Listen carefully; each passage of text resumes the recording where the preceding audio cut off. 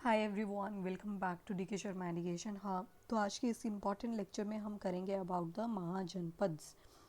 तो आपको अगर एक चीज़ ध्यान में हो, हम देखते हैं पहले जनास को ज़्यादा इम्पोर्टेंस दी जाती थी, उसके बाद जनपदास को ज़्यादा इम्पोर्टेंस दी जाने लगी। अब आप देखोगे महाजनपद्स।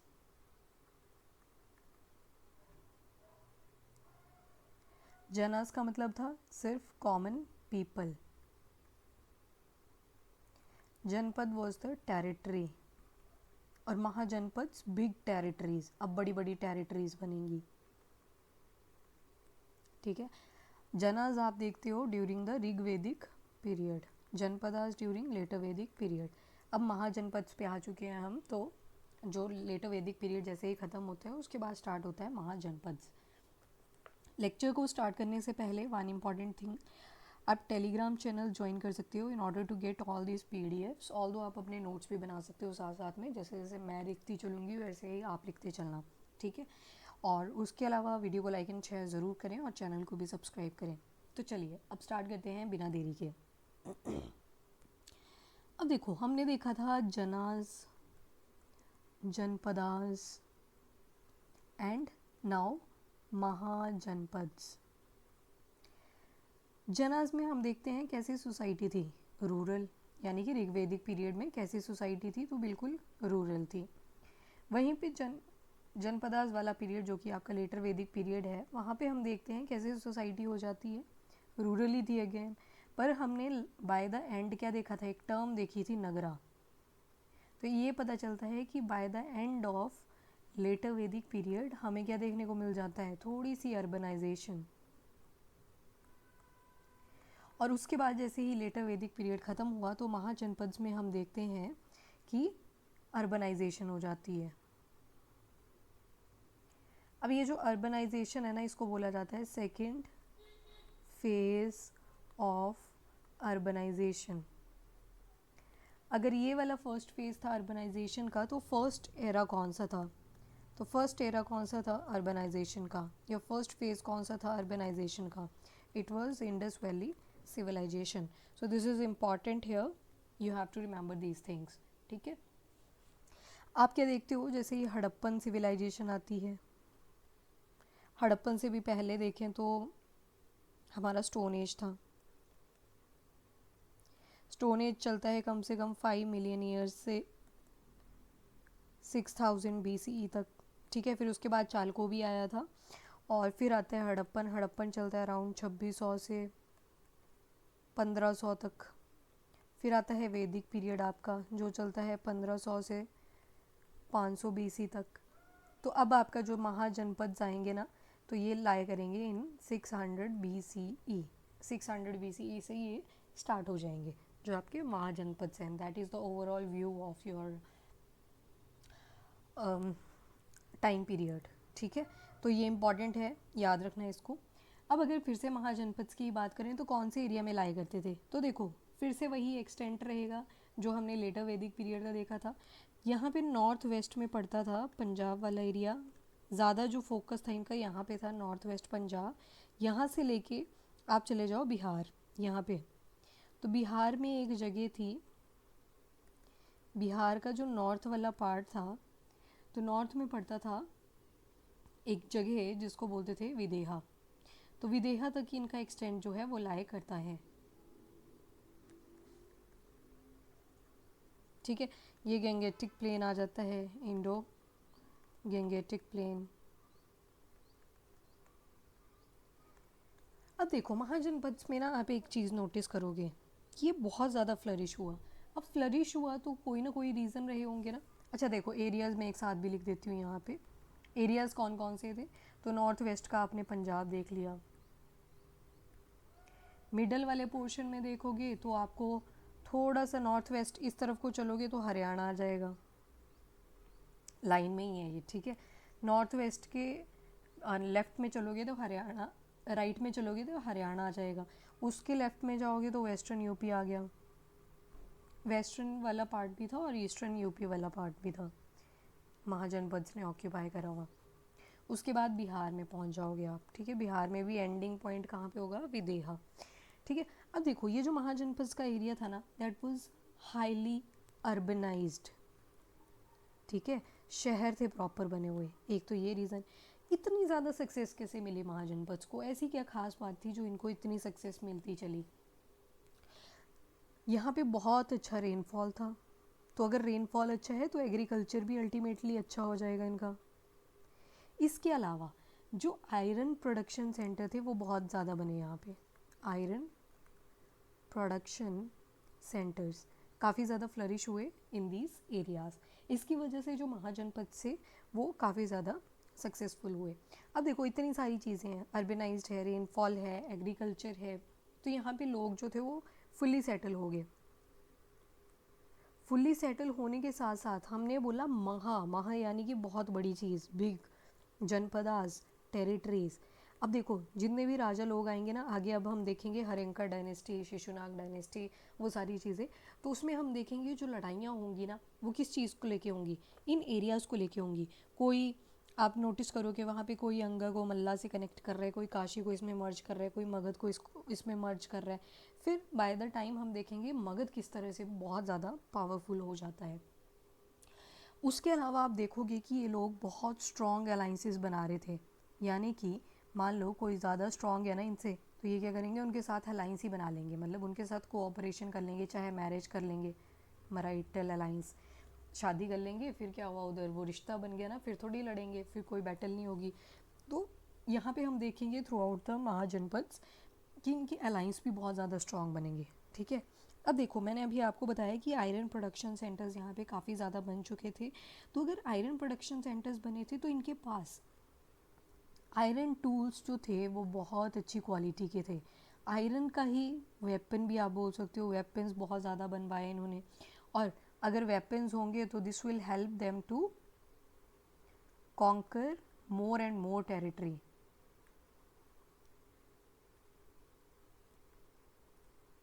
मोर एंड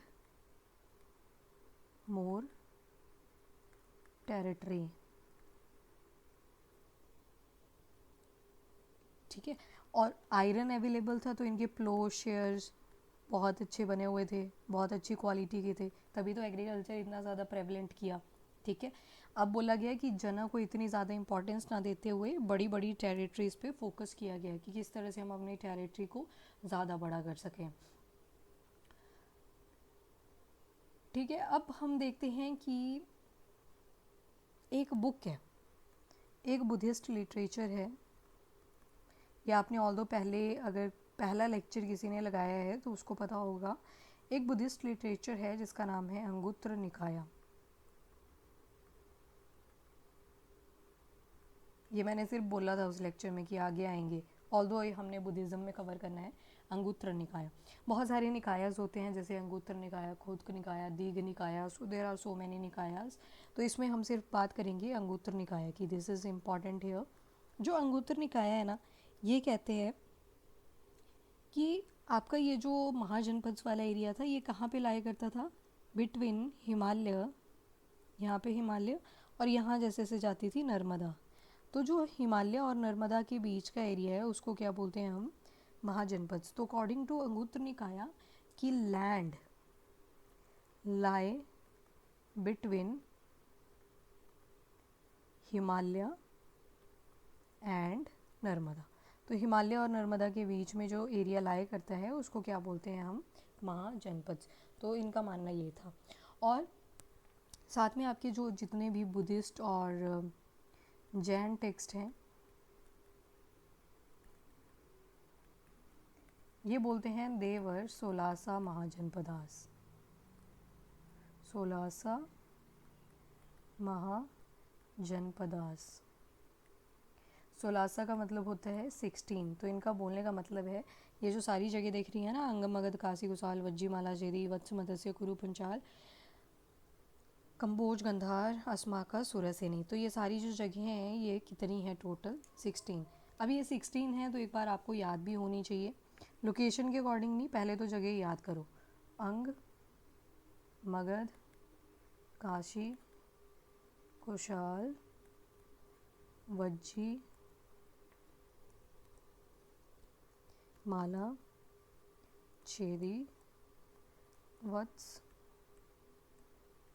मत्स्य, कुरु, पंचाल, कंबोज, गंधार, अस्माका,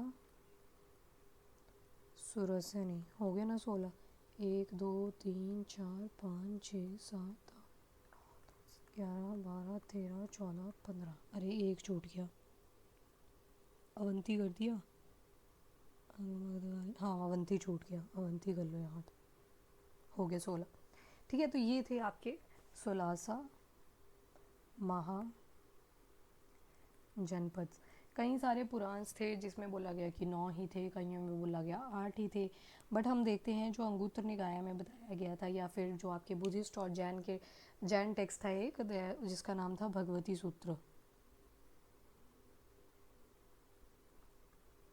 ठीक है, भगवती सूत्र जो था उसमें बोला गया था कि हाँ 16 महाजनपद है, यानी कि टोटल 16 महाजनपद हमें देखने को मिलते हैं।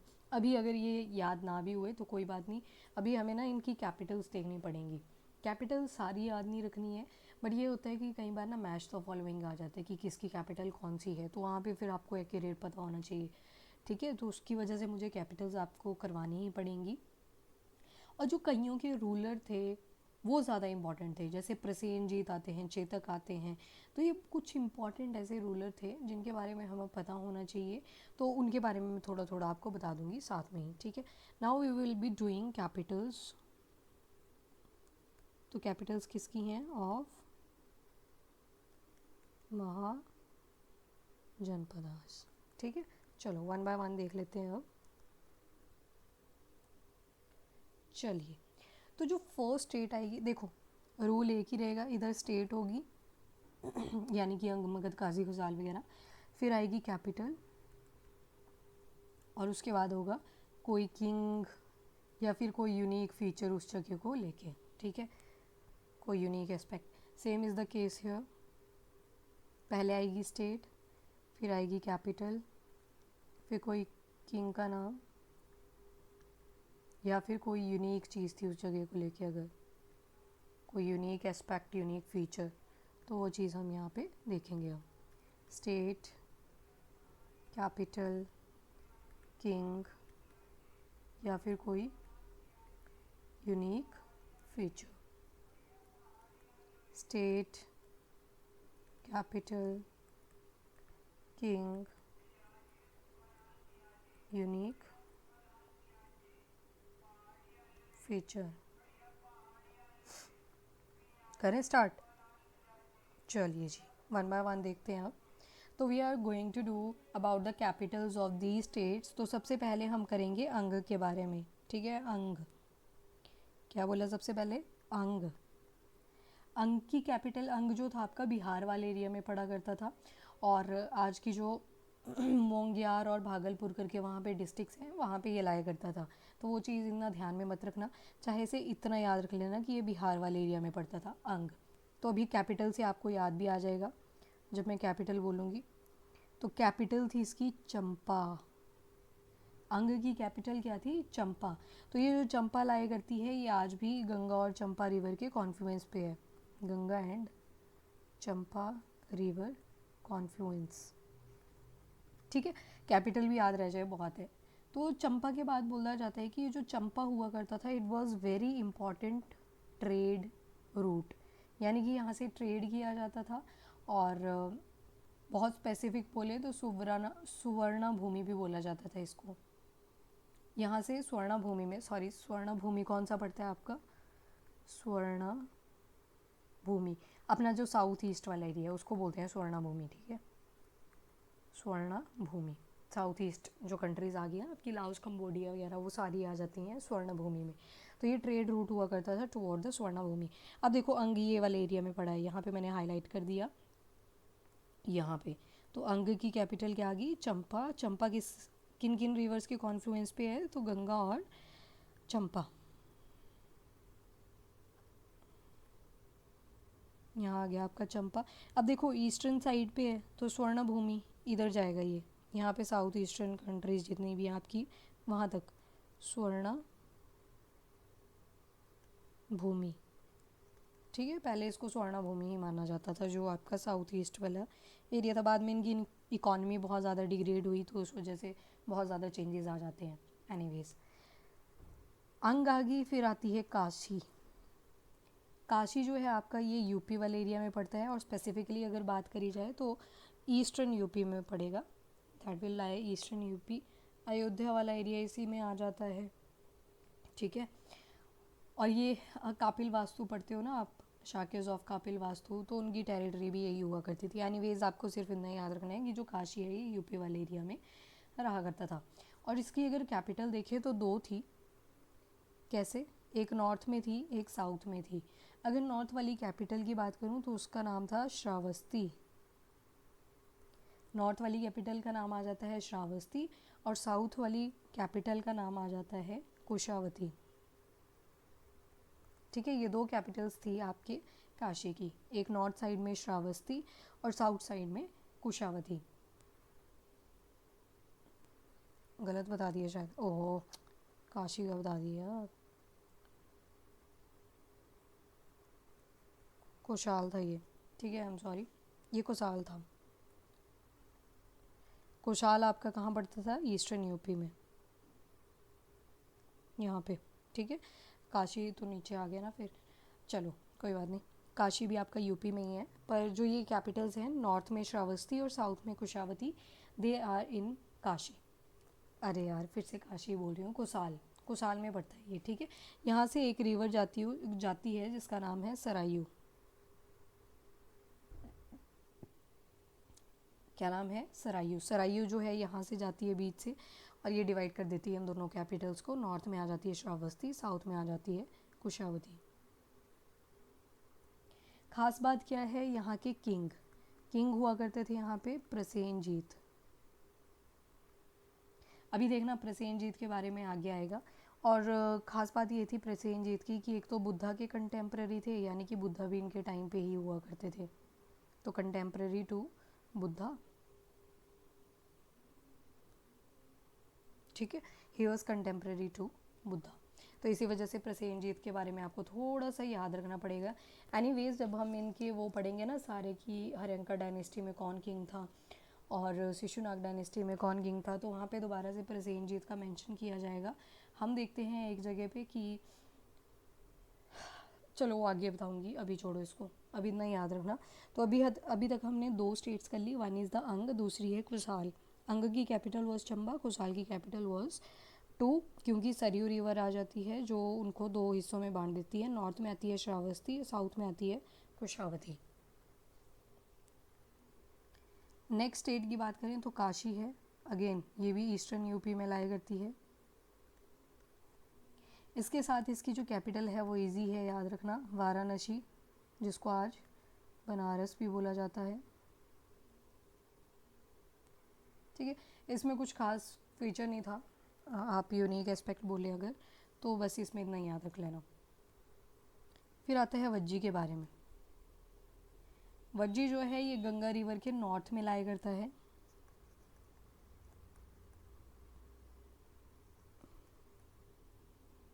नॉर्थ ऑफ गंगा, और इसके अलावा इसकी कैपिटल आ जाती है वैशाली। ठीक है, वज्जी आपका ये बिहार वाला एरिया आ जाएगा। चलो, इसमें किंग को याद रखना है आपने। किंग का नाम था यहाँ पे चेतक। चेतक की वजह से ये इम्पॉर्टेंट है, तो इसको ध्यान में रखना। किंग का नाम क्या था? चेतक। ठीक है, Chetak, Chetak is important related to the Vajji. Fifth आती है आपकी मल्लाज।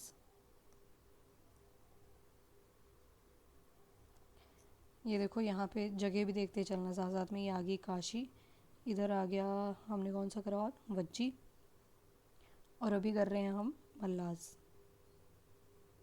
यहाँ पे शो ही नहीं करा हुआ, ये है बिहार में ही। ठीक है, मल्लाज भी कहाँ पे आ जाता है आपका? बिहार में।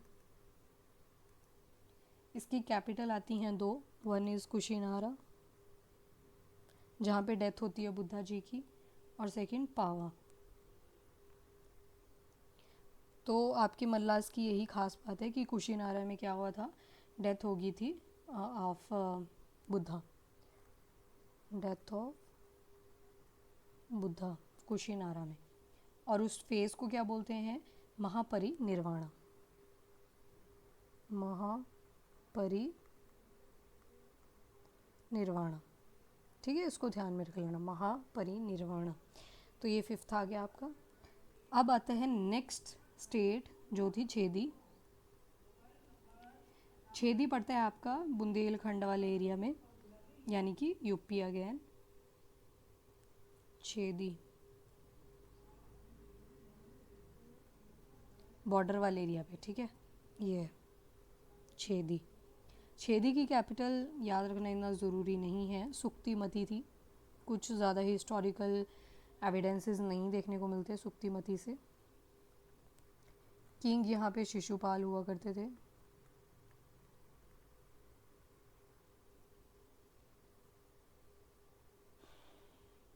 ठीक है, इसको याद रखना इतना ज़्यादा ज़रूरी नहीं है, जो है इम्पोर्टेंट वो मैंने आपको बता दिए। अब आता है वत्सा।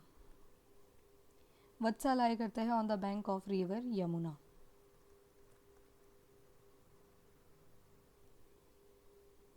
ठीक है, और यहाँ वत्सा जो था ना, इट वॉज वेरी पॉपुलर। किस लिए, फॉर कॉटन, कॉटन के लिए बहुत ज़्यादा पॉपुलर था ड्यूरिंग द महाजनपद्स। इसकी capital is also important, Kaushambi. Kaushambi is the capital of Vatsa. यहाँ पे किंग आ जाते हैं इम्पॉर्टेंट एक, जिनका नाम है उदयन।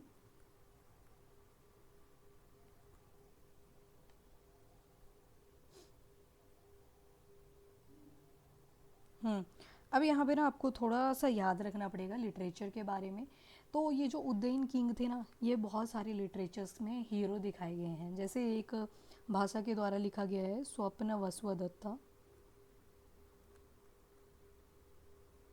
स्वप्न वसुदत्ता ये किसने लिखा है, भाषा ने। इसमें जो है उदयन ही हीरो हुआ करते थे, कहाँ के, वत्सा के। एक आती है प्रियदेशिका,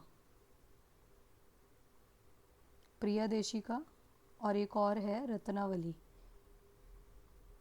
ये बहुत टाइम के बाद लिखी गई थी प्रियदेशिका और रत्नावली। ये किसने लिखी थी, रत्नावली। मैंने टेलीग्राम पे एमसीक्यू भी डाले हुए थे इसके बेसिस पे। तो ये हर्षा ने लिखी थी। तो इसमें भी किसको हीरो दिखाया गया है, तो उदयन को ही दिखाया गया है। ठीक है, इसी वजह से ये इंपॉर्टेंट हो जाता है। यहाँ पे आपको वत्सा ध्यान में रखना है। वज्जी किंग चेतक की वजह से इम्पॉर्टेंट है। और उसके अलावा ये वाला मल्लास भी इम्पॉर्टेंट है, बिकॉज यहाँ पे कुशीनारा वाले एरिया में क्या होता है, महापरिनिर्वाण हो जाता है बुद्धा जी का। अंग इज़ इम्पॉर्टेंट, कोशाला इज़ इम्पॉर्टेंट। चलो 7 हो चुकी हैं, थोड़ी रहती हैं। नाउ 8th, एक है कुरु। कुरु भी अगेन वेस्टर्न यूपी वाले पार्ट में है, सिर्फ यूपी भी याद रख सकते हो। कैपिटल इंद्रप्रस्थ थी।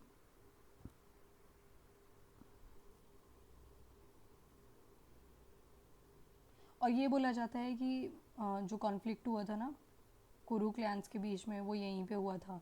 और ये पोएम कहाँ पे मेंशन्ड है, इन महाभारता। महाभारता में एक पोएम मेंशन्ड है अबाउट द कुरुज कॉन्फ्लिक्ट। ठीक है, नेक्स्ट आती है पंचाला। पंचाला भी अपने वेस्टर्न यूपी में ही आ गया, यहाँ पे ये वाला रीजन, और कुरु ये वाला, तो दोनों ही वेस्टर्न यूपी में थे। पंचाला की कैपिटल अगर देखें तो 2 कैपिटल्स आ जाती हैं इसमें। क्यों, क्योंकि बीच में से चली जाती है गंगा रिवर, तो उस वजह से बन जाती हैं 2। बीच से अगर गंगा रिवर चलेगी तो 2 कैपिटल्स बन जाती हैं। तो जो नॉर्थ वाला पार्ट था, यहाँ पे है अहिशत्रा। और अहिशत्रा अगर आपको ध्यान हो तो ये हम पढ़ चुके हैं ये जगह एक बार, अहिशत्रा।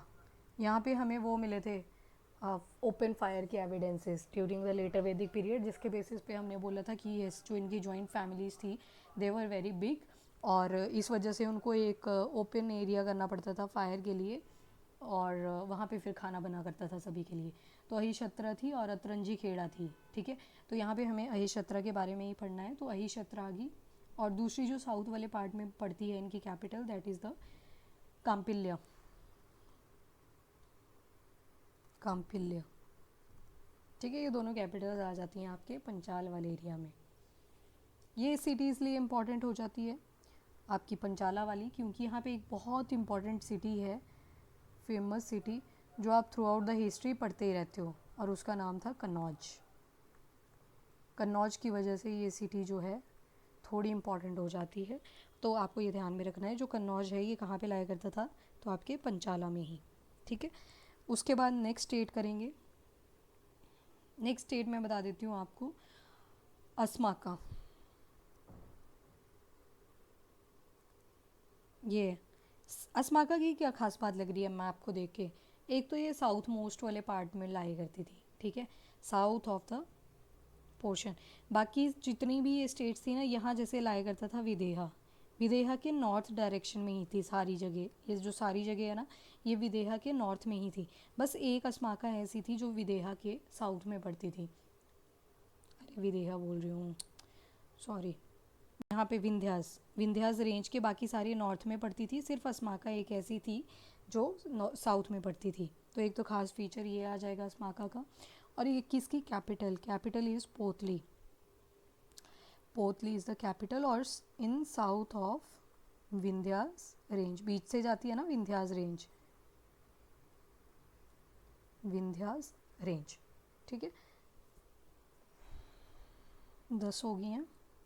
यहाँ पे फिर से वही स्टेट, कैपिटल, किंग, और या फिर कोई यूनिक एस्पेक्ट। चलिए नेक्स्ट करते हैं। एक आती है कंबोज। ये है कंबोज, यहाँ पे सबसे एक्सट्रीम साइड में। इसकी कैपिटल आती है पूंछा। ये इतना इम्पोर्टेंट नहीं है, याद रखना। और यहाँ पे ना एक चीज़ थी, यहाँ पे बहुत अच्छे एबल हॉर्समैन हुआ करते थे इस एरिया में, ठीक है। काफ़ी रिमार्केबल रहा है ये फॉर द हॉर्समैन। तो हॉर्समैन है तो हॉर्सेस भी होंगे इस रीजन में, ठीक है। नेक्स्ट मत्स्य। मत्स्य की बात करें अगर, मत्स्य, ये आ गया मत्स्य आपका। मत्स्य की अगर बात करें तो इसकी कैपिटल है, पहले तो ये देख लो कहाँ पे लाया करता है, तो राजस्थान में लाया करता है, ठीक है। जो जयपुर वाला एरिया था वहाँ पे मत्स्य लाया करता है। और कैपिटल की बात करें तो विराट नगर है, विराट नगर। विराट नगर आज का बैरात है, बैरात वाला एरिया जो है वो है।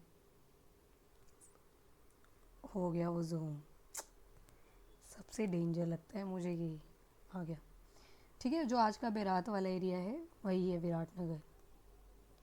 कुछ खास बात है नहीं, इस कैपिटल का नाम विराट नगर इसलिए पड़ा क्योंकि यहाँ पे रूलर हुआ करता था एक जिसका नाम था विराट। याद रखने की ज़्यादा ज़रूरत नहीं है। फिर 13 आते हैं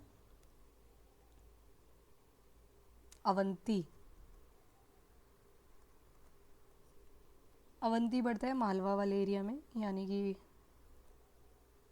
मध्य प्रदेश की साइड, ये वाला, ठीक है।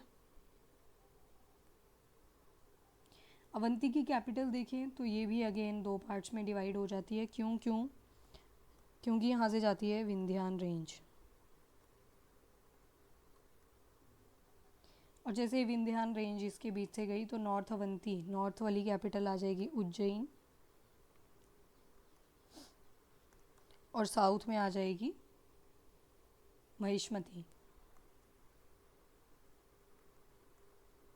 महिष्मती, ठीक है। नॉर्थ में आ गई उज्जैन और साउथ में आ गई महिष्मती। ये दोनों कैपिटल्स आ जाती हैं अवंती की। यहाँ पे एक इम्पॉर्टेंट चीज़ आ जाती है प्रद्योत। प्रद्योत थे किंग। अभी हम बिंबिसार के बारे में पढ़ेंगे, उनके साथ देखेंगे क्या रिलेशन थे, ठीक है। प्रद्योत। चलिए नेक्स्ट, रुको एक स्लाइड लेनी पड़ेगी।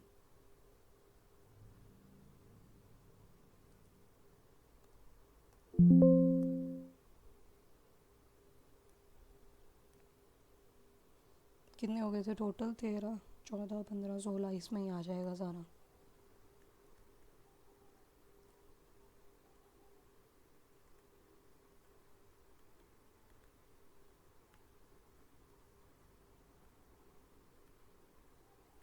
चलिए अब आगे हम गंधारा पे। गंधारा वाला एरिया देख लो, ये वाला है।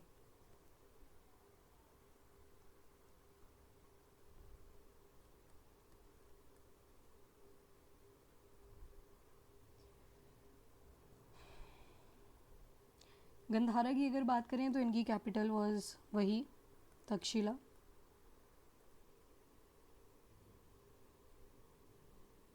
यहाँ पे एक इम्पॉर्टेंट इंस्क्रिप्शन मिला है हमें जिसको बोलते हैं बेहुस्तान इंस्क्रिप्शन।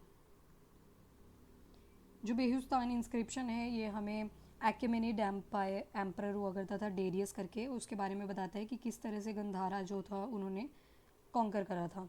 ठीक है, तो बेहुस्तान इंस्क्रिप्शन याद रख लेना। ऑल्दो जब हम फॉरेन इन्वेजन्स पढ़ेंगे ना तो वहाँ पे आ जाएगा ये मैसिडोनियन पर्शियन इन्वेजन, तो उसमें आ जाएगा बेहुस्तान इंस्क्रिप्शन के बारे में, वहाँ पे हमने डिटेल में करना है। और ये भी मेंशन है कि यहाँ पे एक किंग हुआ करते थे जिनका नाम था पुष्करासरिन।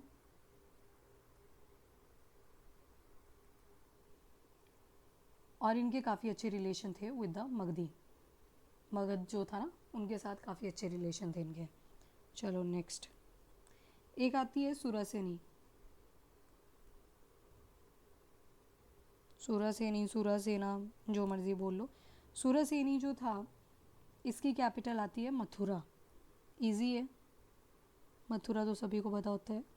तो मथुरा जो थी that was the capital of Surasena on the bank of river Yamuna. और सुरासेनी की खास बात कुछ खास नहीं थी। एक किंग थे यहाँ पे अवंती पुरा, और डिसाइपल थे एक बुद्धा के इसी जगह पे। 16th आती है वेरी इंपॉर्टेंट, जिसको बोलते हैं मगध, जिसके बारे में अब हम स्टार्ट कर देंगे थोड़ी देर में। तो जो मगध है ये मॉडर्न पटना और गया वाला एरिया आ जाता है। कैपिटल दो हैं, राजगृहा, अभी देखेंगे राजगृहा की इम्पोर्टेंस कितनी ज़्यादा बढ़ेगी, और गिरिवराज। और यहाँ से स्टार्ट होती है हमारी हर्यंका डायनेस्टी। ठीक है, पर उससे पहले हमें दो शब्दों के मीनिंग पता होने चाहिए जो थे हमारे गणसंघा और किंगडम्स। इनके बारे में थोड़ा सा डिफरेंस कर लेते हैं, क्या क्या डिफरेंसेस हुआ करते थे। देखो, जो आपके गणसंघा थे ना, इसमें जो चीफ हुआ करते थे उनकी पोजीशन हेरिडिटरी नहीं थी, यहाँ पे नहीं थी, पर यहाँ पे हेरिडिटरी हो जाएगी जो किंगडम्स होंगे। ठीक है, और जो चीफ हैं उनको बोला जाता है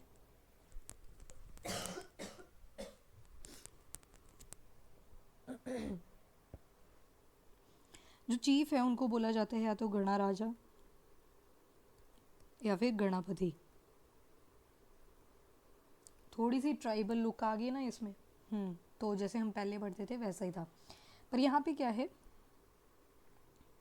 किंग है, डिफरेंट टाइटल्स आएंगे, और जो गवर्नमेंट है that is going to be centralise, यानी कि एक रूलर होगा सुप्रीम। जैसे आज भी सेंटर और स्टेट है ना, तो यहाँ पे सेंट्रलाइज थी, यानी कि सेंटर की चलेगी, स्टेट का कोई रिकमेंडेशन कुछ नहीं चलेगा, सिर्फ एक ही गवर्नमेंट है दैट इज़ सेंट्रलाइज्ड। ठीक है, यहाँ पे ट्राइबल ऑर्गेनाइजेशंस बनेंगी on the basis of skills. यहाँ पे रूलिंग फैमिलीज ही चलेंगी, अब राजा का बेटा राजा, वही चलता जाएगा।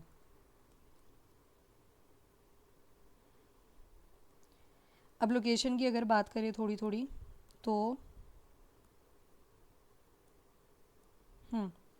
ये तो हो गया फर्स्ट पॉइंट कि रूलिंग फैमिलीज़ कैसी देखने को मिलेंगी। लोकेशन की बात करें तो आपको जो गणा संघास वाली जितनी भी ऑर्गेनाइजेशंस हैं ये मिलती हैं हिमालयन फुटहिल्स में। ठीक है, और जो आपका किंगडम वाला एस्टेब्लिशमेंट मिलेगा ये मिलेगा आपको गंगा वैली में। गंगा वैली, और कैसा एरिया था, काफ़ी फर्टाइल था।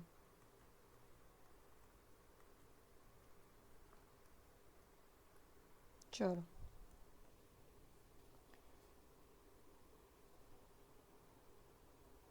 ठीक है। अब जब गणा संघास होंगे ना, इनमें इलेक्शन भी होते थे, वैसे ही किंगडम्स में भी इलेक्शन हुआ करते थे। तो यहाँ पे क्या किया जाता था, एक असेंबली बुलाई जाती थी गणा संघास में, एक असेंबली बुलाई जाती थी जिसको बोला जाता था संत गारा, संत गारा। फिर लोगों के पास क्या किया जाता था, वुडन स्टिक्स दे दी जाती थी। ये जो वुडन स्टिक्स होती थी सभी को पकड़ा दी जाएगी और इनको बोल देंगे सलाकास। जो वुडन स्टिक्स थी उनको बोल देंगे सलाका। जैसे आज एक स्लिप मिलती है ना, तो वैसे उस टाइम पे वो वुडन स्टिक्स दिया करते थे, उसको बोलते थे सलाका। और फिर जैसे अपना अपना इलेक्शन या वोट दे दिया सभी ने, तो कलेक्टर आएंगे ऑफ दीज वुडन स्टिक्स। कोई ना कोई तो कलेक्ट करेगा ना उनको, वुडन स्टिक्स को, तो उनको बोल दिया गया सलाका गाहा पका। अब देखो वहाँ पे ना गाहा पका भी हुआ करते थे, गाहा पका, गाहा सॉरी गणा पुराका हुआ करते थे, गणा पुराका। जो गणा पुराका थे इनका काम था कि कोरम को मेंटेन करना है, कि कितने मेंबर्स बैठेंगे एक असेंबली के अंदर, तो कोरम को मेंटेन करने के लिए क्या बनाए गए थे, गणा पुराका। तो ये था इलेक्शन सिस्टम ऑफ गणा संघास। वहीं पे अगर किंगडम की बात करें तो किंगडम में आपकी परिषद और सभा होती थी, एडवाइजरी काउंसिल्स थी। कौन कौन सी थी, एक थी परिषद और दूसरी थी आपकी सभा, ठीक है। और ये नाम की थी सिर्फ, तभी तो एडवाइजरी हैं। तो और बाकी क्या होता था, रूलिंग फैमिलीज का ही कॉन्सेप्ट था, यानी कि प्रीमोजेनिचर भी चलता था यहाँ पे। प्रीमोजेनिचर का मतलब होता है कि जो बड़े वाला लड़का होगा वो बनेगा किंग, एल्डर ब्रदर। मान लो 3 भाई है तो जो सबसे एल्डर होगा वही किंग बनेगा, उसको बोलते हैं प्राइमोजेनिचर।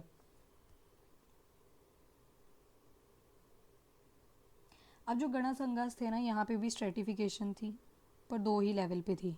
2 स्ट्रेटा बनते हैं आपके गणा संघास में। एक को बोलते थे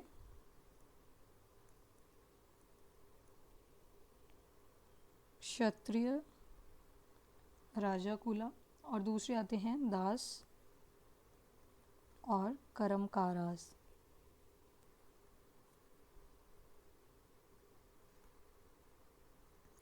क्षत्रिय और राजकुलास कौन आगे जो रूल कर रहे हैं, पर ये रूलिंग फैमिलीज चेंज होती रहती थी, एक ही नहीं रहती थी थ्रू आउट, पर चेंज होती रहती थी।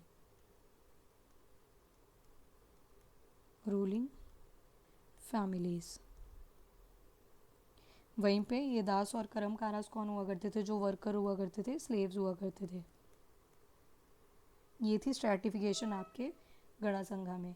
जबकि अगर किंगडम्स में देखोगे तो आपके डिफरेंसेस काफ़ी ज़्यादा थे। एक किंगडम होगा, लेबर भी होगी, वर्कर यहाँ पे भी थे, ठीक है, क्लैंस बने हुए थे, ठीक है। इस तरह से स्ट्रैटिफिकेशन आपको किंगडम में भी देखने को मिल जाती है। और बस इतना ही याद रखना है। हाँ, एक चीज़ और याद रख सकते हो आप गणा संघर्ष के अंदर, कि ये लोग जो थे ना ये ओपन थे, मतलब इंडिविजुअल लेवल पे भी किसी का अगर रिलीजन को लेके पॉइंट ऑफ व्यू डिफरेंट है तो ये उसको रिस्पेक्ट किया करते थे। तो ये सारे ही रिलीजन्स को एक्सेप्ट करते हैं, लाइक बुद्धिज़्म, जैनिज़्म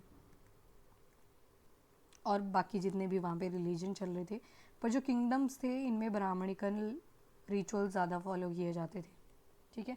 ब्राह्मण जो होते थे वही डिसाइड किया करते थे पॉलिटी, सोसाइटी और रिलीजियस थ्योरी उस किंगडम के अंदर, ठीक है।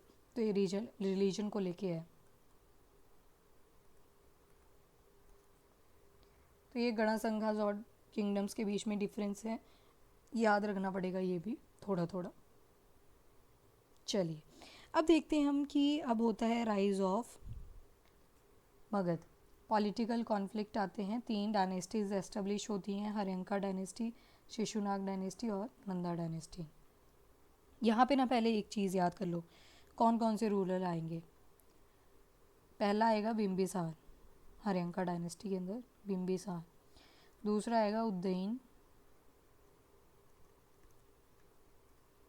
दूसरे नहीं है, गलत लिख दिया। अजातशत्रु, अजातशत्रु ने ही क्या करवाई थी? फर्स्ट बुद्धिस्ट काउंसिल, क्योंकि बुद्धा की डेथ हो जाती है during the rain of Ajatashatru. और तीसरे किंग आएंगे उदयन। फिर उदयन को मार देगा शिशुनाग और एस्टेब्लिश कर देगा शिशुनाग डायनेस्टी। और उसके बाद आएंगे कालाशोका। फिर कालाशोका को मार देगा, बोला तो यही जाता है कि महापद्मानंदा ने मारा था, महापद्मानंदा, और एस्टेब्लिश करते हैं नंदा डायनेस्टी। और इसके बाद आते हैं अगले रूलर, दैट इज़ धनानंदा। ठीक है, तो ये कुछ रूलर्स आएंगे जो कि अभी हमें पढ़ने हैं। सबसे पहले आती है हर्यंका डायनेस्टी। अब देखो, जो इसके एक्चुअल फाउंडर थे ना, वो बिम्बिसार के ग्रैंडफादर थे, यानी कि बिम्बिसार के दादा थे। ठीक है, पर जो बिम्बिसार है इसको रियल रूलर माना जाता है। क्यों? क्योंकि अभी देखेंगे इनकी पॉलिसीज़ किस तरह से ये अपने नेबरहुड के साथ जो है वो काफ़ी अच्छे काफ़ी अच्छे रिलेशंस बनाते हैं। ठीक है, ये बोला गया था कि जो हर्यंका डायनेस्टी थी, ग्रैंडफादर थे बिम्बिसार ने, उन्होंने एस्टेब्लिश करी थी। कौन सी बुक में मेंशन्ड है? तो एक बुद्धिस्ट टेक्स्ट है जिसको बोलते हैं महावंशा, श्रीलंकन क्रॉनिकल है वैसे तो, और बुद्धा के ऊपर बेस्ड है महावंशा। और ये बोला जाता है महावंशा में ही कि जो आपके बिम्बिसार हैं, ही वॉज, यहाँ पे लिख देती हूँ, बिम्बिसार जो थे, he was contemporary to Buddha. तो बुद्धा के कंटेम्पररी थे बिम्बिसार। उसके बाद बोला जाता है कि जो बिम्बिसार थे ये काफ़ी अच्छे रूलर माने गए हैं। क्यों माने गए हैं? बिकॉज इन्होंने क्या किया, ज़्यादा लड़ाइयाँ ना करके थोड़ी सी अपनी पॉलिसीज़ को इम्प्रूव किया, और उनको बोला जाता है 3 प्रॉन्ज्ड पॉलिसी। इस पॉलिसी के तहत क्या था कि अपने नेबर के साथ ना मैट्रिमोनियल अलाइंस बनाओ, मैट्रिमोनियल अलाइंस, यानी कि शादी कर लो और रिलेशन बनाओ और फिर आपको लड़ने की ज़रूरत नहीं है। एक रूल बोलता था, जितने भी स्ट्रॉन्ग रूलर हैं, अगर तुम्हें लगता है ये मुझसे ज़्यादा स्ट्रॉन्ग रूलर है तो क्या करना है, उसके साथ फ्रेंडशिप कर लो। एक रूल यही था। और तीसरा बोलता है कि अगर तुम्हें पता है कि ये रूलर जो है मुझसे वीक है तो उनको एक्वायर कर लो। ठीक है, उनके साथ लड़ो और उनकी टेरिटरी को एक्वायर कर लो। सो ये कुछ पॉलिसीज़ हैं जो throughout the Magadha empire हम देखते हैं। हर्यंका डायनेस्टी से ये चीज़ शुरू हो जाती है। अब बिम्बिसार जो हैं, इनके टाइम पे जो कैपिटल हुआ करती थी, दैट वाज राजा गृहा। राजा गृहा को ही गिरिवराज भी बोलते हैं। अभी देखा हमने कैपिटल्स के बारे में। और काफ़ी ज़्यादा इम्प्रेसिव सिटी थी ये राजगृहा वाली। क्यों? क्योंकि इसके अराउंड हम देखते हैं 5 हिल्स थी, 5 हिल्स, 5 हिल्स से सराउंडेड थी। और इसकी वजह से क्या हुआ, इनको फोर्टिफिकेशन मिल गई थी नेचुरली, इनको अपने आप नहीं बनवानी पड़ी, तो इससे इनका वेल्थ भी काफ़ी ज़्यादा बच गया। फिर हमने एक किंग पढ़े अभी अवंती के, क्या नाम था? किंग प्रद्योत। ये बोला जाता है कि प्रद्योत को एक बार ना जॉन्डिस हो जाता है, और जैसे ही प्रद्योत को जॉन्डिस हुआ ना, तो बिम्बिसार का एक बहुत इम्पॉर्टेंट फिजिशियन हुआ करता था जिनका नाम था जीवाका। तो इस जीवाका को बोलते हैं कि जा कि प्रद्योत की तबीयत चेक करके आ। जीवाका वहाँ पे जाते हैं और इनका जॉन्डिस जो है वो ठीक कर देते हैं। तो यहाँ से पता लगता है कि जो प्रद्योत किंग थे अवंती के, अवंती और आपके राजगृह के बीच में काफ़ी अच्छे रिलेशन एस्टेब्लिश होते हैं। ठीक है, उसके अलावा शादियाँ देखनी पड़ेंगी, क्या क्या शादियाँ की थी बिम्बिसार जी ने।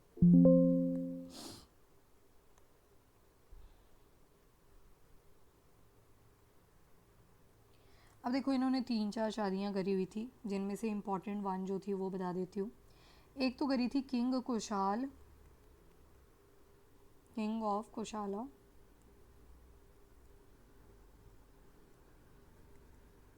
कौन थे कुशाला में? प्रसेनजीत। प्रसेनजीत की बहन का नाम पड़ा था कुशाला के ऊपर ही, जगह के ऊपर ही, दैट इज़ महाकुशाला। तो एक शादी तो करी थी महाकुशाला के साथ, she was the sister of Prasenjit. तो एक शादी कर ली महाकुशाला के साथ। और फिर इन रिटर्न दहेज में क्या क्या मिला था, 1 लाख कॉइन्स मिले थे और साथ में काशी मिल गई थी। ये लो डाउरी अलग से मेंशन कर देते हैं।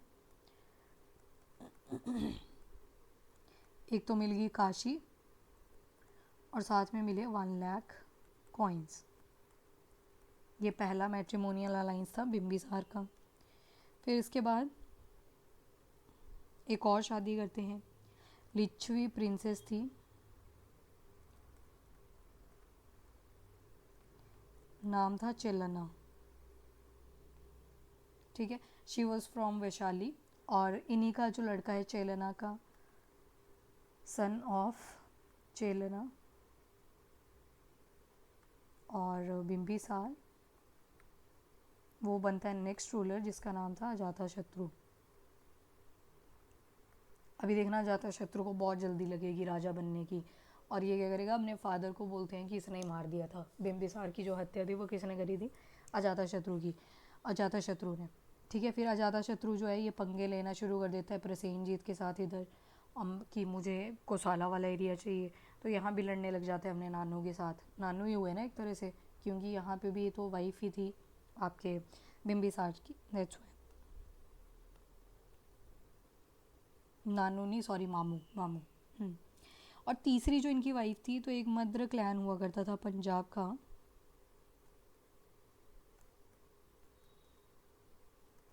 उनकी लड़की के साथ, ठीक है। तो इस तरह से मैट्रिमोनियल अलाइंसेस बनाते हैं कौन, दैट इज़ बिम्बिसार। तो ये कुछ इंपॉर्टेंट पॉइंट्स है that you have to remember about the Bimbisara, ठीक है। ये 3 प्रॉन्च्ड पॉलिसी जो है सबसे ज़्यादा इंपॉर्टेंट है यहाँ पे। अब देखो, अब सक्सेसर आते हैं अजातशत्रु। अजातशत्रु किस किस के लड़के थे, चेलना और बिम्बिसार के।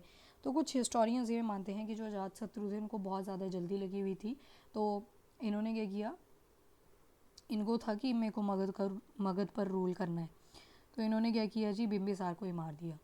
बिम्बिसार को मार दिया, गद्दी पे आ गए। और ये बोला जाता है हर्यंका डायनेस्टी के सबसे ज़्यादा अगर पावरफुल किंग बोलना हो तो वो हम किसको बोल सकते हैं, अजातशत्रु को बोलते हैं।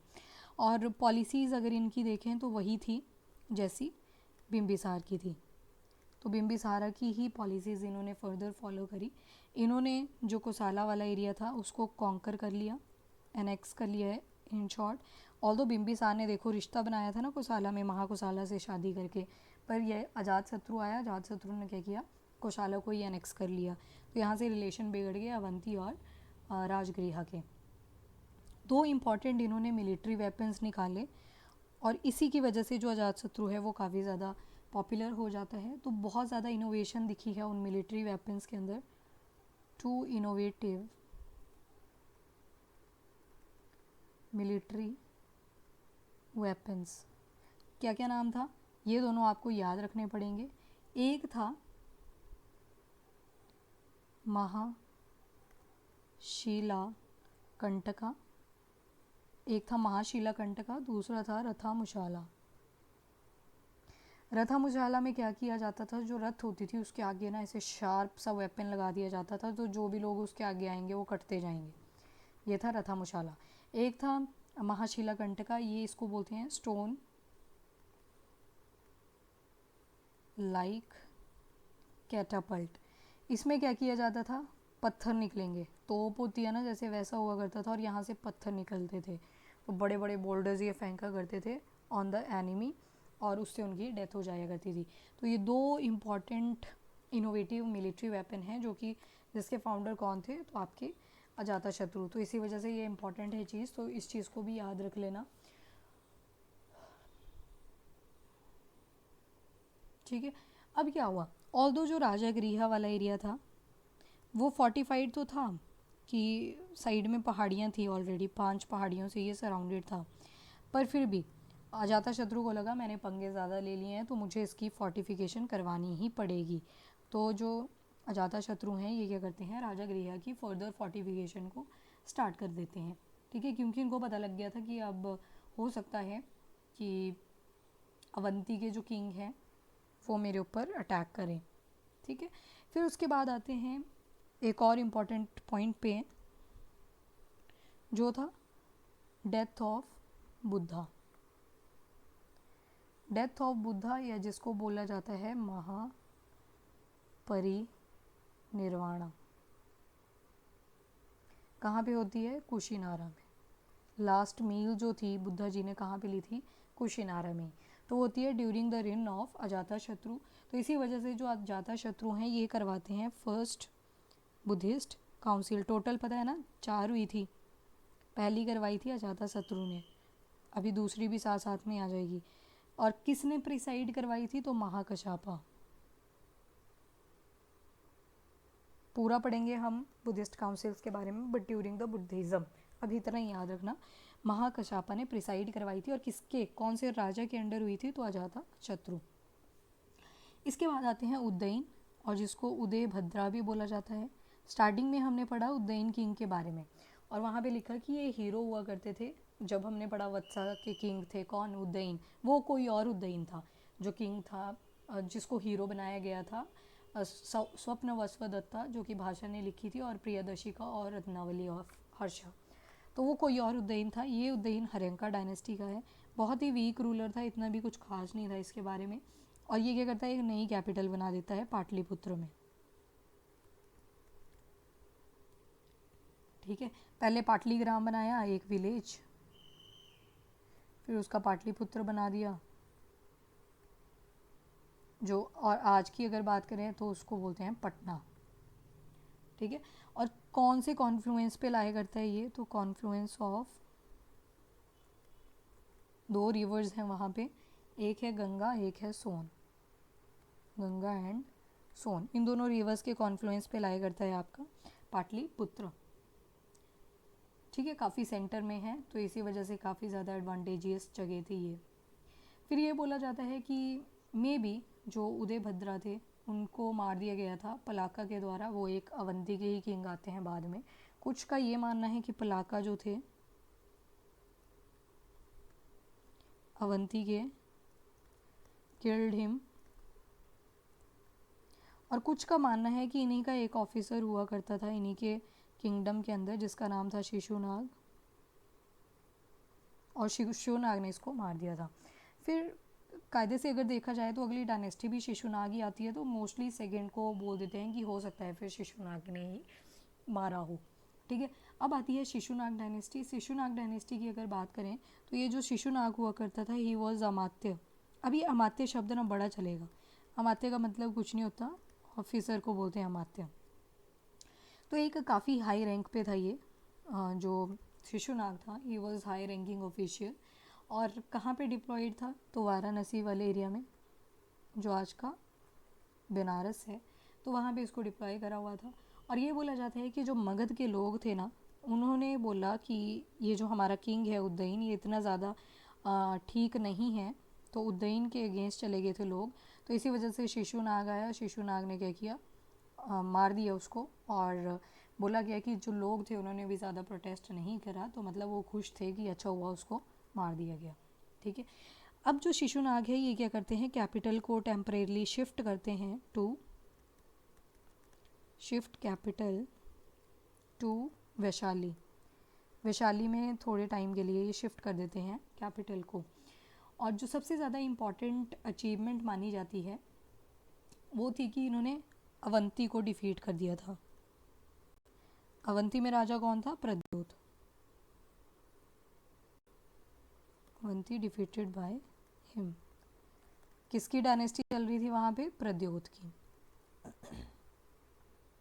प्रद्योत नहीं था उस टाइम पे किंग, उनकी ही डायनेस्टी आगे आगे चल रही थी। जैसे अभी पलाका को बोलते हैं कई लोग कि पलाका ने उज्जैन को मारा था, तो मे भी वो सारे वहाँ पे लाए करते थे उस टाइम। तो अवंती को जो ख़त्म करता है, जो प्रद्योत डायनेस्टी को ख़त्म करता है, वो भी कौन था?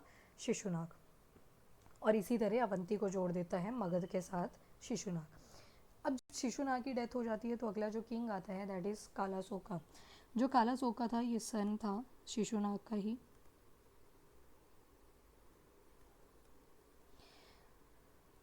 चलो किसी का भी सन हो, उससे तो इम्पॉर्टेंट चीज़ नहीं होती। इनका एक ना टाइटल था, कालाशोका को एक टाइटल दिया गया था काकावर्णा।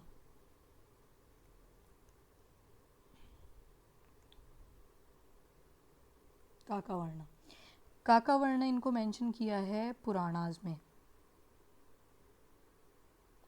जो कालासोका है कालासोका इसलिए इम्पॉर्टेंट है क्योंकि पहली करवाई अजातशत्रु ने, दूसरी बुद्धिस्ट काउंसिल कौन करवाएंगे? कालासोका। तो सेकंड बुद्धिस्ट काउंसिल कौन करवाते हैं? कालासोका। किसने प्रिसाइड करवाई थी? तो सावा कमी, ठीक है, वैशाली में होती है ये। डन। तो यहाँ पे हो जाता है आपका कालासोका का कंप्लीट। फिर ये बोला जाता है इतना एमिनेंट रूलर नहीं था, तो एक महापद्मानंदा थे जो कि एक मिलिट्री ऑफिसर हुआ करते थे कालासोका के ही किंगडम के अंदर, तो वो उनको मार देते हैं। तो फिर नंदा डायनेस्टी का एस्टेब्लिशमेंट आता है, दैट इज़ महापद्मानंदा। जो महापद्मानंदा हैं he is considered as the founder of Nanda dynasty. और ये बोला जाता है कि जो नंदा डायनेस्टी है ये फर्स्ट नॉन क्षत्रिय डायनेस्टी है, यानी कि पहले सारे क्षत्रिय थे, मतलब क्षत्रिय थे, मतलब अच्छे, जो सो कॉल्ड अच्छे उस टाइम के हिसाब से डिवीजन थे वर्ण के बेसिस पे बेसिकली, तो ये नॉन क्षत्रिय माने जाते हैं। और महापद्मानंदा को एक इम्पॉर्टेंट टाइटल दिया गया है, दैट इज़ उग्रसेन। कौन से टेक्स्ट में? तो पाली टेक्स्ट में, ठीक है। क्यों बोला गया उग्रसेन? क्योंकि इसके पास बहुत बड़ी आर्मी थी, लार्ज आर्मी, दैट्स वाई इनको बोला गया कि ये उग्रसेन थे। कौन से टेक्स्ट में बोला? पाली टेक्स्ट। पाली टेक्स्ट कौन से थे? जितने भी आपके बुद्धिस्ट टेक्स्ट वगैरह थे ना, तो उनमें बोला गया था। और ये बोला जाता है, अब देखो दो सोर्सेज मिलते हैं, एक है ब्राह्मणिकल सोर्सेज, ब्राह्मणिकल सोर्सेज। तो ब्राह्मणिकल सोर्सेज जो थे उनमें बोला गया है कि ये लो कास्ट से बिलोंग किया करते थे, और वो लो कास्ट जो थी एक लेडी हुआ करती थी, शूद्र लेडी, उसका अफेयर था किसी शिशुनाग डायनेस्टी के पर्सन के साथ, तो वहीं से आया था कौन? महापद्मानंदा। तो ये तो ब्राह्मणिकल सोर्सेज के अकॉर्डिंग है। दूसरी जो सोर्सेज आते हैं आपके, दैट इज़ बुद्धिस्ट। तो बुद्धिस्ट टेक्स्ट जो हैं वो बोलते हैं कि जो नंदा हैं ये अनंत कुला थे।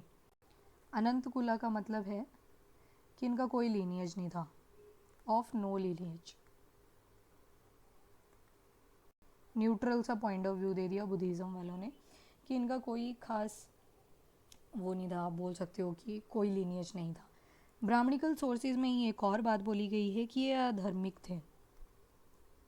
अब देखो, एक तो शूद्रा भी बोल दिया, ऊपर से अधर्मिका भी बोल दिया, यानी कि जो धर्म को फॉलो नहीं करते। तो एक इसको बोला गया जो नंदा डायनेस्टी के रूलर हुआ करते थे। इसके अलावा एक टाइटल तो उग्रसेन दे दिया गया महापद्मानंदा को, दूसरा टाइटल जो दिया गया दैट वाज एकारथ। एकारथ का मतलब होता है सोल सॉवरेन। सोल सॉवरेन का क्या मतलब है? जो जिसने डिस्ट्रॉय कर दिया रूलिंग प्रिंसेस को, डिस्ट्रॉयड रूलिंग प्रिंसेस, ठीक है। तो इस वजह से इनको फर्स्ट एम्पायर बिल्डर भी बोलते हैं, फर्स्ट एम्पायर बिल्डर। जो आपके महापद्मानंद थे ना, ये काफ़ी वैसे पावरफुल हुआ करते थे, तो इसी वजह से इनको एक और टाइटल दे दिया गया। टाइटल ही बहुत ज़्यादा मिले हुए हैं इनको। एक टाइटल और दे दिया गया जिसमें बोला गया सर्व, यानी कि सभी, क्षत्रियंत का, क्षत्रियंत का, यानी कि सारे के सारे क्षत्रियों को इन्होंने ख़त्म कर दिया। अप्रूटर ऑफ क्षत्रिय, अप्रूटर ऑफ क्षत्रिय, ठीक है। नेक्स्ट, और तो नहीं बचा इसके बारे में कुछ बताने को। हाँ, अगर पब्लिक के लिए क्या काम किया वो चीज़ देखी जाए तो महापद्मानंद जो थे ना, इन्होंने इरिगेशन का काम करवाया था बहुत ज़्यादा। एग्रीकल्चर उस टाइम पे इम्पॉर्टेंट हुआ करता था, तो इन्होंने इरिगेशन वर्क जो था बहुत ज़्यादा करवाया था during the time period of their dynasty, that is the Nanda dynasty. एक और चीज़ है कि जब इन्होंने कलिंगा को मगध में मर्ज किया ना, एक मिनट रुको, एक और चीज़ है कि जब इन्होंने कलिंगा वाला एरिया जो कि उड़ीसा में है, when it was added to Magadha, तो वहाँ से उठा के लाए थे जिन्ना की इमेज। जिन्ना का मतलब होता है कॉन्करर, एज अ खुद को शो करने के लिए कि मैं कॉन्करर हूँ, ठीक है। इरिगेशन और कैनाल पे काफ़ी ज़्यादा काम किया महापद्मानंदा ने। चलो नेक्स्ट आते हैं धनानंद। ये धनानंद वही हैं जिन्होंने कौटिल्य का अपमान किया था अपने किंगडम के अंदर, और कौटिल्य ने उसी टाइम पे कसम खाई थी कि ये जो नंदा डायनेस्टी है वो धनानंद के टाइम पे ही मैं अप्रूट करवा दूंगा। और with the help of Maurya, Maurya को ट्रेन करते हैं कौटिल्य, और चंद्रगुप्त मौर्य बाद में अप्रूट कर देते हैं धनानंद को, और इसी तरह से स्टार्ट होगा हमारा मौर्यन डायनेस्टी। बट पहले देखते हैं धनानंद के बारे में। लास्ट किंग है ये नंदा डायनेस्टी का। इनको भी बहुत सारे टाइटल्स मिले थे, जैसे कि अग्रेमस और जैंड्रेमस। अग्रेमस और जैंड्रेमस कहाँ पे मिलते हैं ये दो टाइटल? तो आपके ग्रीक टेक्स्ट हुआ करते थे उनके अंदर, ठीक है। और काफ़ी बड़ी आर्मी थी धनानंद के पास भी, ह्यूज आर्मी, महापद्मानंद की ही आगे चलती आ रही थी।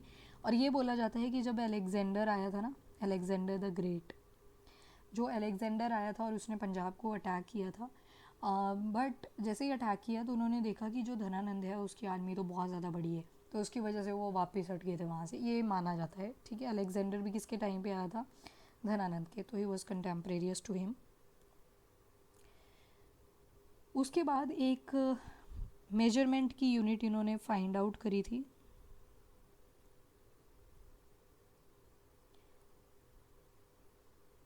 मेजरमेंट, तो उसको बोला गया नंदो पक्रामणि, नंदो पक्रामणि, ठीक है। नंदो पक्रामणि जो थी that was the unit of measurement. और किसने इन्वेंट किया था इसको? तो धनानंद ने किया था। और काफ़ी ज़्यादा एरोगेंट और ऑप्रेसिव रूलर माना जाता है, और काफ़ी हैवी टैक्सेस इम्पोज किया करते थे धनानंद, तो इसी वजह से ये ज़्यादा पॉपुलर भी नहीं रहे थे पब्लिक के बीच में। और फाइनली कौन आते हैं? कौटिल्य। कौटिल्य किसको ट्रेन करते हैं? चंद्रगुप्त मौर्य को। मौर्य क्या करते हैं? अप्रूट कर देते हैं धनानंद को, या फिर Nanda dynasty, uprooter of Nanda dynasty. और फिर चल जाता है कौन सा एम्पायर? तो मौर्यन एम्पायर। अब एक क्वेश्चन उठा है कि क्या रीजंस थे ऐसे कि ये जो मगध और डायनेस्टी थी वो इतना ज़्यादा, महाजनपद या मगध लिख लो यहाँ पे, मगध इतना सक्सेसफुल होता है, क्या ऐसे रीजंस थे? तो पहला रीज़न तो बोला जाता है कि जोग्राफिकली एडवांटेज थी। कैसे? एक तो हिल से सराउंडेड था, और साथ में रिवर्स भी काफ़ी ज़्यादा प्रेवलेंट थी, तो इस वजह से इनको इतना ज़्यादा फोर्टिफिकेशन वगैरह पे काम नहीं करवाना पड़ा, इनको नेचुरली ही प्रोटेक्शन मिली हुई थी, ठीक है। तो स्ट्रेटेजिकली इम्पॉर्टेंट थी ये जगह।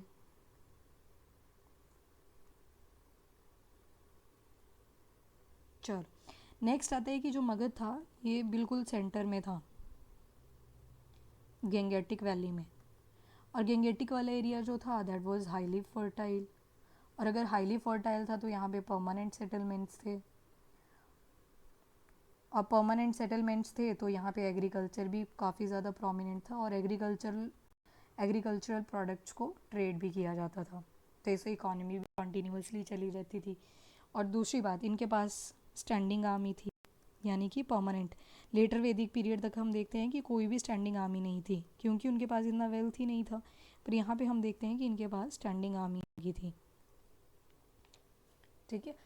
उसके अलावा मिलिट्री की एडवांटेज होगी इनको। और दूसरी बात, इन्होंने ना जंगलों में एलिफेंट्स थे, एलिफेंट्स को भी ट्रेन किया कि वॉर में इनको यूज़ किया जा सके, तो इन्होंने एलिफेंट्स का भी एडवांटेज उठाया। और जो किंग्स थे, अगर किंग्स की बात करें तो किंग्स खुद भी एम्बिशियस थे, ठीक है। जैसे अजातशत्रु देखते हैं, बिंबिसार देखते हैं, महापद्मानंदा, धनानंदा, धनानंदा को तो नहीं बोलेंगे, पर हर एक डायनेस्टी में कोई ना कोई इंपॉर्टेंट आता ही है। बिंबिसार आगे हर्यंका में, अजातशत्रु भी हर्यंका से, शिशुनाग और कालासोका इतने ज़्यादा इम्पॉर्टेंट नहीं थे, बट स्टिल महापद्मानंद आते हैं जिनके पास काफ़ी बड़ी आर्मी हुआ करती थी। तो इस तरह से मगध एम्पायर जो है ये बहुत ज़्यादा फ्लरिश करता है। These were the certain reasons. इसके बाद हम देखेंगे जो नॉर्थ वेस्ट इन्वेजन हुए थे, नॉर्थ वेस्ट वाले पार्ट में पर्शियन और मैसिडोनियन इन्वेजन्स, उनके बारे में देखेंगे नेक्स्ट लेक्चर में। तो जो नए हैं उनके लिए एक और इम्पॉर्टेंट चीज़, हमारी वीडियोस एक दिन छोड़ के आती हैं। आज मंडे है, ट्यूसडे को ब्रेक रहेगा, Wednesday Thursday break, Friday and then Saturday और संडे ब्रेक, क्योंकि लेक्चर्स लंबे होते हैं और आपको रिवाइज भी करना होता है। चलो एक फटाफट से रिवाइज कर लेते हैं सारी चीज़ें, क्या क्या किया आज हमने। तो हमने महाजनपद स्टार्ट किया और हमने बोला कि पहले आते हैं जनास, फिर आते हैं जनपदास और फिर आते हैं महाजनपदास। पहले हम देखते हैं कि जो महाजनपद है इसको सेकेंड फेज ऑफ अर्बनाइजेशन भी बोला जाता है। फिर एरिया कौन सा था, तो north west Punjab, Haryana, western eastern UP और बिहार वाला एरिया काफ़ी ज़्यादा अर्बेनाइज था। रेनफॉल यहाँ पे बहुत ज़्यादा हुआ करता था। एग्रीकल्चर काफ़ी फ्लरिश हुआ। आयरन के टूल्स ये लोग यूज़ किया करते थे, वेपन्स उसके बनाया करते थे। प्लो इनके काफ़ी अच्छे बने हुए थे। बुद्धिस्ट लिटरेचर में बोला जाता है, स्पेशली द अंगुत्र ने कहा कि ये वो एरिया था जो हिमालय और नर्मदा के बीच में लाया करता था। बुद्धिस्ट और जैन टेक्स्ट में एग्जाम्पल दिया है भगवती सूत्र, इनको बोला गया है सुलासा महाजनपदा। ये 16 आपके महाजनपद से आ जाते हैं जिनकी हमने कैपिटल्स भी करी। अंग की कैपिटल वॉज चंबा, जो कि गंगा और चंपा कॉन्फ्लुएंस पे लाई करती है। ट्रेड रूट था यहाँ पे स्वर्ण भूमि के लिए। स्वर्ण भूमि आपकी साउथ ईस्टर्न कंट्रीज़ को बोला जाता है। फिर आता है कुसाला ईस्टर्न यूपी में लाई करता है। इसमें 2 कैपिटल्स आ जाती हैं, क्योंकि एक सरयू रिवर आ जाती है उन दोनों के बीच में। तो नॉर्थ वाली कैपिटल को बोल देते हैं श्रावस्ती, साउथ को बोल देते हैं कुशावती। फिर आती है काशी की वाराणसी, वज्जी की वैशाली, वी से याद रख लेना। और यहाँ पे किंग थे चेतक, इंपॉर्टेंट थे। मल्लाज इसलिए इंपॉर्टेंट है क्योंकि इनकी जो कैपिटल थी कुशीनारा, वहाँ पे डेथ हो जाती है बुद्धा जी की, जिस फेस को बोला जाता है महापरिनिर्वाण। फिर आती है वत्सा की इंपॉर्टेंट कैपिटल है कौशंबी। और किंग आते हैं उदयन जो थे ये हीरो हैं। एक ड्रामा है, संस्कृत ड्रामा स्वप्न वसुदत्ता, रिटन बाय भाषा और प्रियदर्शना और रत्नावली, जो कि हर्षा ने लिखी थी, हर्षवर्धन ने लिखी थी। कुरु पंचाल अस्माका के बारे में देखा हमने। देन कंबोज, मत्स्य, अवंती, सुरसेनी, मगधा। फिर गणगंगा और किंगडम्स के बीच में हमने डिफरेंस किया। फिर हमने देखी 3 डायनेस्टीज़ जिनके बारे में हमने थोड़ी थोड़ी इंपॉर्टेंट चीज़ें कवर अप कर ली। और इसी तरह से ये पूरा कंप्लीट हो जाता है। मैंने आपको डिटेल में करवा दिया है। This is it about this lecture. I just hope आपको वीडियो पसंद आया, और अगर पसंद आया है तो लाइक एंड शेयर ज़रूर करें और चैनल को भी सब्सक्राइब करें। Till then bye bye, take care, thank you and have a nice day.